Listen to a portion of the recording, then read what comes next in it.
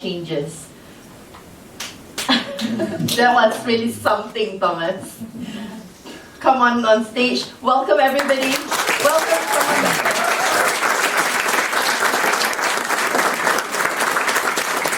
Nice introduction. So hi everyone. I'm really excited that we have so many seemingly happy people in the audience here today.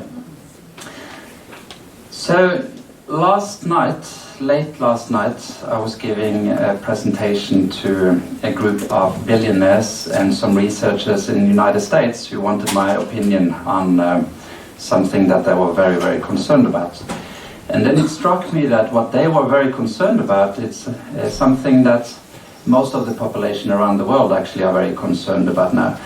So I figured that I shouldn't go ahead with the presentation that I had planned without addressing this elephant in the room. And it was too late basically to make a new presentation, so that's why I will do this one without any slides.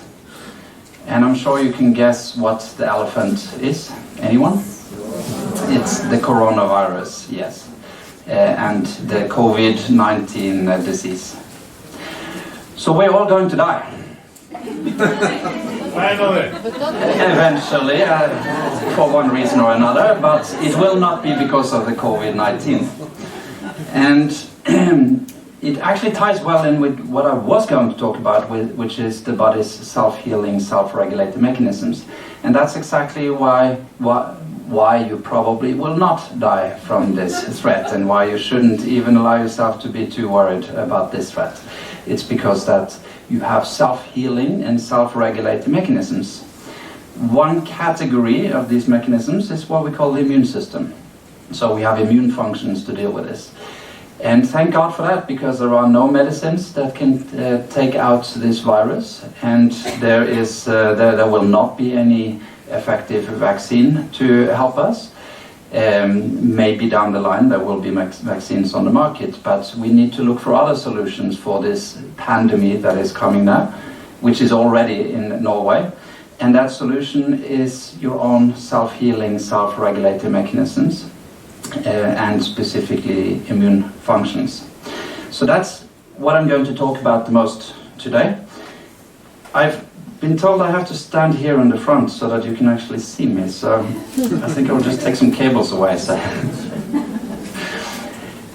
So basically, there are in the human organism millions of processes going on at all times.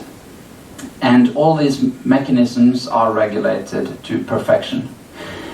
So yet today, and what I specialize in is high-tech methodologies, and we use a whole range of high-tech methodologies. And if you take all our high-tech methodologies and everything that's in the space industry and everything that is in all different industries, all the most sophisticated technologies, all combined, they still do not match the sophistication of the human organism. So the human organism is the most complex, perfect self-healing, self-regulating system that exists. There's nothing that man has made, well, except we make people also, but that's different. But there's nothing that man has made, except from kids, that can meet that level of sophistication. So everything is regulated for, in a purposeful way. So when something happens in the body, there is a very good reason for that. And I think we need to acknowledge that the intelligence of the human organism, it really far exceeds the intelligence that we have here in our mind.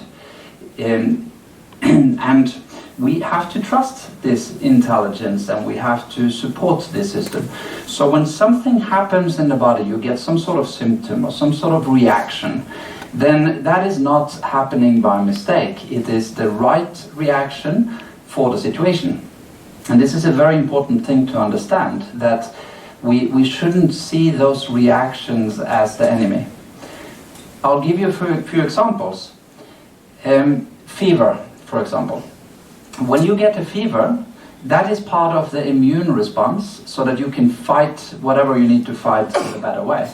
So your immune system works better under a higher temperature. There's a lot of research showing that there's even diseases that through thousands of years or at least hundreds when things have been tracked quite well, these diseases were not very lethal. They were quite harmless in a way. You would be super sick for maybe 10 days and then you would write it off, and then you would get well, because then the immune system would fight this. Now many of these diseases have been recategorized by the World Health Organization as deadly diseases. And what they found is that this is because when people now take something to lower the fever, you might lose that fight. You need the fever to win the fight. So these are the diseases where you have like 40.5 or 41 degree Celsius temperature, and then you're in delirium for a few days, and then you snap out of it after some days. Now when you lower the fever, these diseases are more deadly.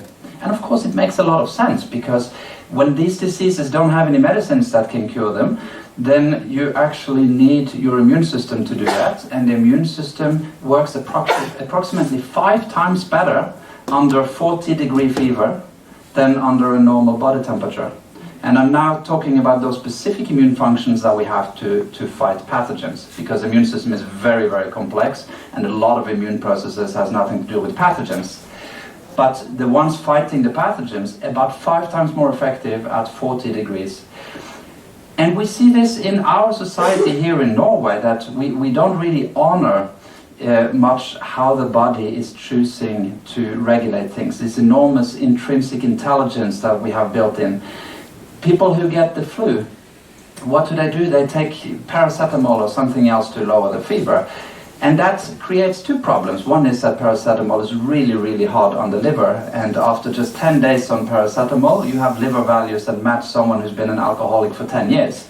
It will recover again, like everything else in the body recovers again, but still, that's one problem. And the second problem, which might even be the worst, is that the fight cannot be fought well enough when you lower the fever.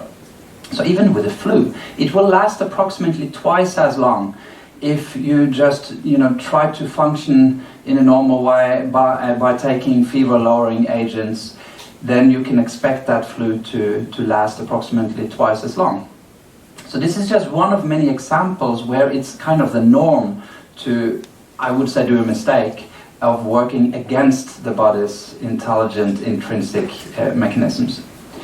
And the flu is another good example also of a viral infection that most people will get exposed to.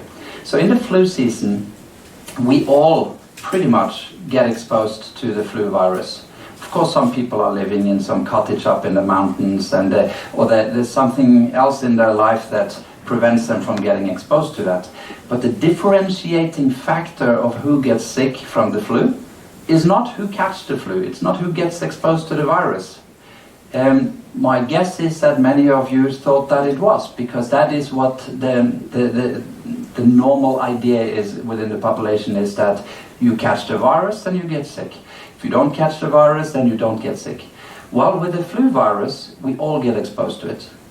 So when you measure the viruses in the body, or if you measure the immune response in retrospect, you will see that we all get exposed to it. So why does someone get the flu, someone doesn't get the flu? What's the difference? The difference is that those who have the capacity for these immune processes to fight it, they will not get sick with it. Those who don't have that capacity, they will get sick with it. So this is where lifestyle comes in. And this is also where it comes in that we should optimize our self-healing, self-regulating systems. We should make sure that there isn't too many challenges to deal with. Because if the body's already occupied dealing with a shitload of other factors, and excuse my language, then what happens is that there isn't capacity to deal with this new threat. So if we're already spending all our resources and all our capacity dealing with chronic imbalances, which may not even be very symptomatic, but it's things that is not symptomatic because we are fighting it, because we can't keeping it at bay, but then we use all our resources keeping it at bay.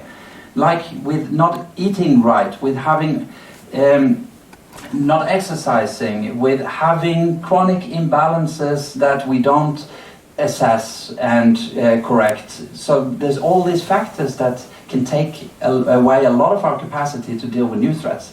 Then what happens?